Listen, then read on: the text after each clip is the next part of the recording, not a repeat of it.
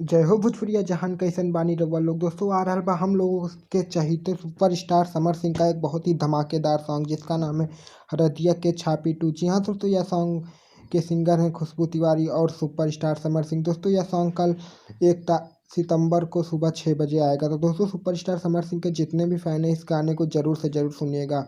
दोस्तों सुपरस्टार समर सिंह का इसके पहले भी एक सॉन्ग आया था हरदिया के छापी फर्स्ट, जो कि काफ़ी धूम मचाया था। सुपरस्टार के यह गाने में फीट यानी जो कि एक्टिंग करने वाली हैं उनका नाम है नीलम गिरी, जो कि काफ़ी अच्छी एक्टिंग करती हैं और बहुत सारे सुपरस्टारों के साथ वो अपना गाने का शूट कर चुकी हैं। और सुपरस्टार समर सिंह के साथ भी कई गाने इनके हो गए हैं। दोस्तों सुपरस्टार समर सिंह के जितने भी फैन हैं इस गाने को जरूर से जरूर सुनिएगा और अपना बहुत सारा प्यार दीजिएगा। सुपरस्टार समर सिंह के सभी फैन इस चैनल को सब्सक्राइब कर लें, क्योंकि हम समर सिंह से जुड़ी सबसे पहले न्यूज आपको देते हैं। मिलते हैं नेक्स्ट वीडियो में, तब तक के लिए जय हिंद, जय भारत, जय भोजपुरी समाज।